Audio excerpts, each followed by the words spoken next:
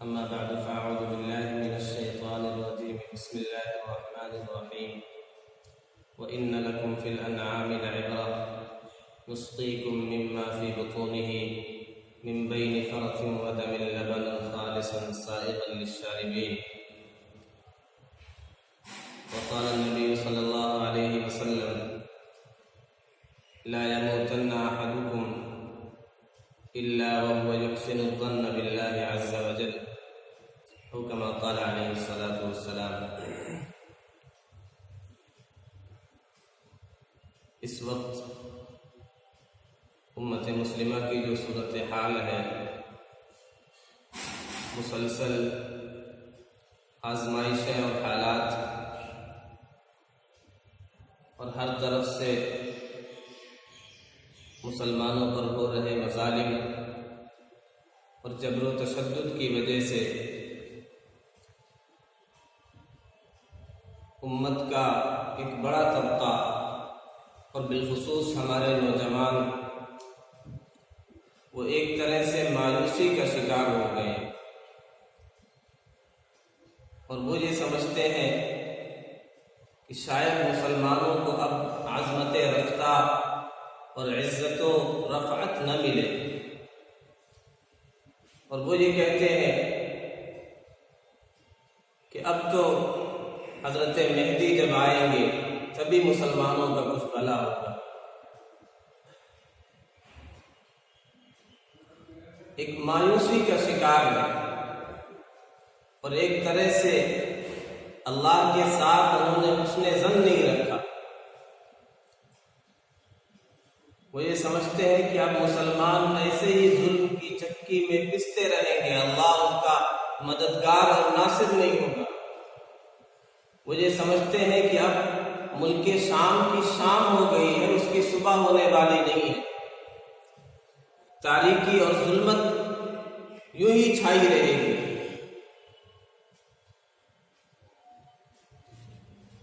اس طرح کا خیال رکھنا اور اس طرح مایوسی کا شکار ہونا آقا صلی اللہ علیہ وسلم کی تعلیمات کے خلاف ہے۔ ایک مسلمان کی اللہ پر جو قادر مطلق ہے،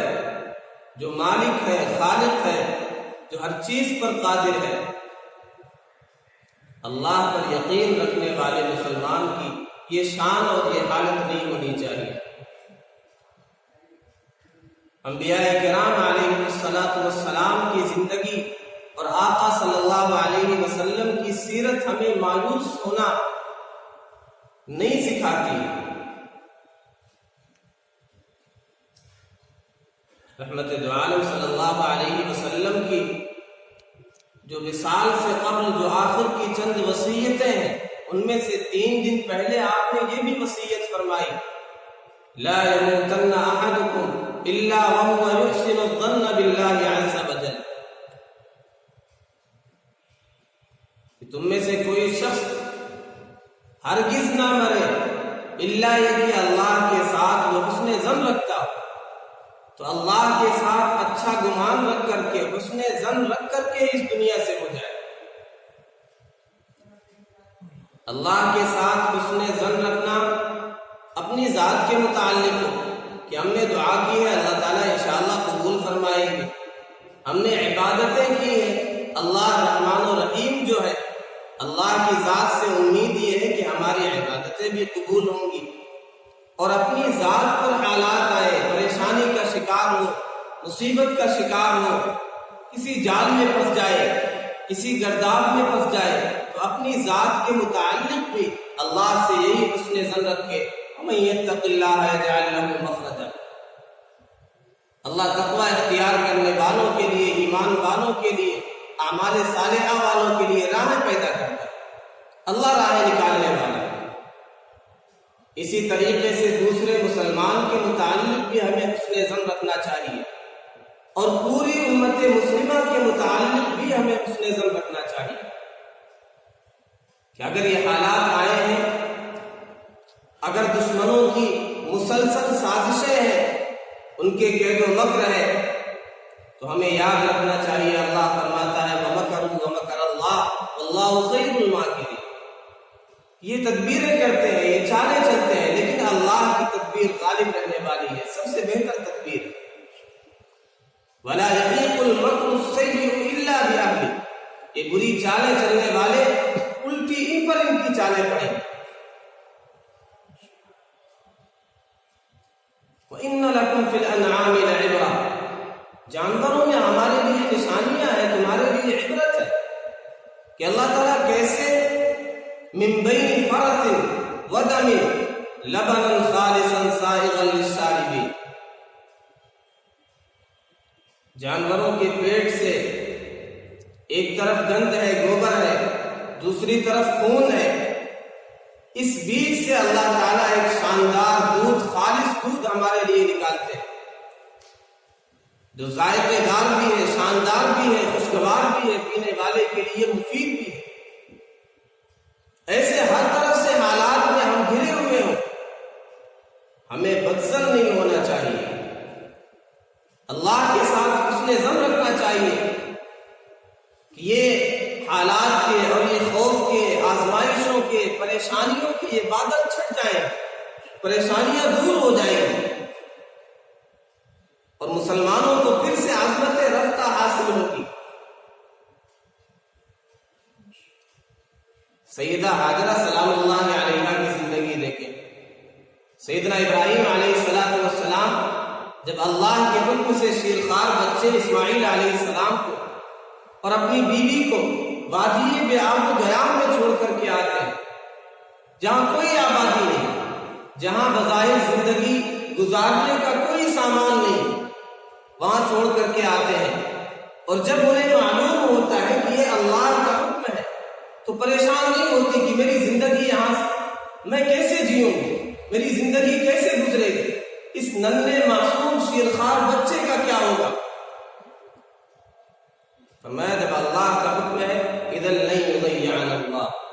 پھر اللہ ہمیں ضائع نہیں کرے گا، اللہ راہیں نکالے گا۔ پھر اللہ نے راہیں نکالی، اللہ نے پانی مائے زمزم جاری کر دیا، جس سے دنیا والے مستفید ہو رہے ہیں۔ آقا صلی اللہ علیہ وسلم کے پاس ایک صحابی پہنچے، آپ خانہ کعبہ کے پاس بیٹھے ہوئے ہیں، انہوں نے کہا یا رسول اللہ مزقنا کل ممزق، ہماری حالت بد سے بدتر ہوتی جا رہی ہے، ظلم کی چکیوں میں پیسا جا رہا ہے۔ سیدنا بلال رضی اللہ عنہ کی کیا حالت ہے، حضرت خباب رضی اللہ عنہ کی کیا حالت ہے، یا رسول اللہ آپ دعا نہیں فرماتے؟ آپ نے فرمایا تم میں سے پہلے لوگوں کے ساتھ ایسی آزمائشیں اور ایسے حالات بھی آئے کہ ان میں سے ایک شخص کو گڑھے میں ڈالا جاتا اور اس کے جسم کو اس کے سر پر آرے سے چیر دیا جاتا، جسم کے 2 ٹکڑے کر دیے جاتے۔ ایمان لانے والے کو ایسے ابتلا آزمائش سے بھی گزارا جاتا کہ اس کے جسم کے چمڑوں کو لوہے کی کنگھیوں سے اس کی کھالوں کو ادھیڑ دیا جاتا، لیکن پھر بھی وہ جزا فضا پہ نہیں آتا تھا،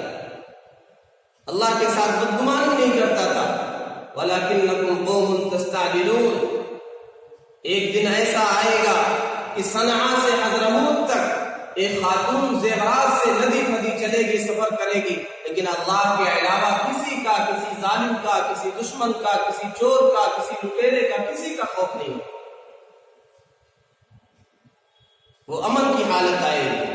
وَلَكِنَّكُمْ قَوْمٌ تَسْتَعْجِلُونَ، تم جلد بازی کرتے ہو۔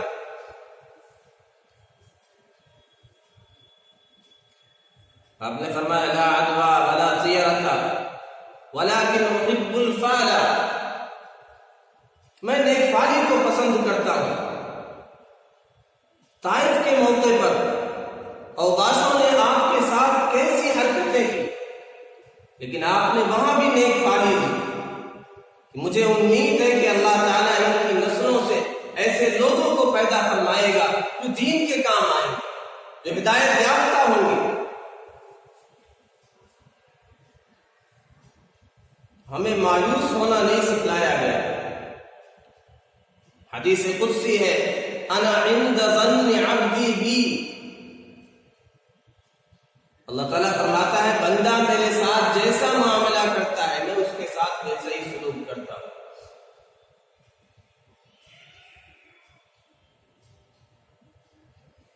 لیکن اللہ کے ساتھ حسن ظن کا یہ مطلب نہیں ہے کہ ہم عمل نہ کریں، بس ایک اچھا سا گمان لگا کر کے بیٹھ جائیں کہ ہم کامیاب ہوں گے، ہم ترقی پائیں گے، عظمت رفتہ ہمیں حاصل ہو جائے گی۔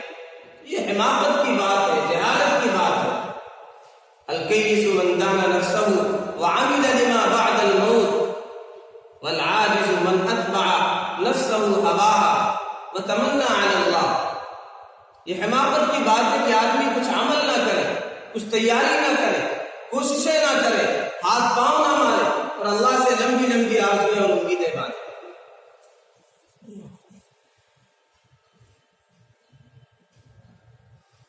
ہاں، ہمیں عظمت رفتہ مل سکتی ہے، ہم یہ کہہ کر کے مایوس نہ ہو جائیں کہ اب حضرت مہدی آئیں گے تبھی اس امت کا، اس قوم کا بیڑا پار ہوگا، تبھی ہماری کشتی ساحل پر لگے گی۔ اللہ کا نظام، اللہ کی شان، جب وہ آئیں گے جو ہوگا وہ الگ مسئلہ ہے، لیکن شریعت مطہرہ ہمیں یہ حکم نہیں دیتی، قرآن و حدیث ہمیں یہ حکم نہیں دیتی، قرآن تعلیمات ہمیں یہ نہیں کہتی کہ ہم ہاتھ پاؤں بیٹھ جائیں، سب کچھ چھوڑ کر کے، کاروبار چھوڑ کر کے، محنتیں مشقتیں چھوڑ کر کے، ایک اچھی امید لگا کر کے بس بیٹھ جائیں، ہاتھ پاؤں نہ ماریں۔ عمل کریں، پھر اللہ کا وعدہ ہے، وعد اللہ الذین آمنوا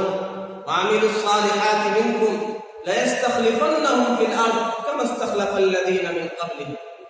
اللہ خلافت عرضی عطا کریں گے ایمان والوں کو، اعمال صالحہ والوں کو، موحدین کو، لا یشرکون بی شیئا، جو اللہ کے ساتھ کسی کو شریک نہیں ٹھہراتے، انہیں غلبہ پھر سے حاصل ہوگا۔ تو شام کی صبح بھی ہو جائے گی اور تاریکیاں چھٹ جائیں گی۔ یہ ظالم جنہیں اپنی طاقت پر ناز ہے، جنہیں اپنی ٹیکنالوجی پر ناز ہے، اپنی سازشوں اور داؤں پر ناز ہے، ان کی ساری سازشیں فیل ہو جائیں گی، ساری سازشیں ناکام ہو جائیں گی۔ ہم اعمال صالحہ پر آ جائیں، اپنے رب کو منانے لگ جائیں، شریعت کے مطابق اپنی زندگی گزاریں، اللہ کے ساتھ حسن ظن رکھیں۔ انشاءاللہ یہ سارے خوف کے، پریشانیوں کے، آلام کے بادل چھٹ جائیں گے اور مسلمانوں کو پھر سے عروج حاصل ہوگا، مسلمانوں کو پھر سے ترقی حاصل ہوگی۔ اور ہمیں ہمیشہ اللہ کے ساتھ حسن ظن رکھنا چاہیے، ہر معاملے میں، ذاتی معاملے میں، کسی دوسرے مسلمان کے معاملے میں اور پوری امت مسلمہ کے معاملے میں۔ اللہ رب العزت والجلال ہمیں سمجھ عطا فرمائے، حسن ظن کی دولت ہمیں عطا فرمائے۔ وآخر دعوانا الحمدللہ۔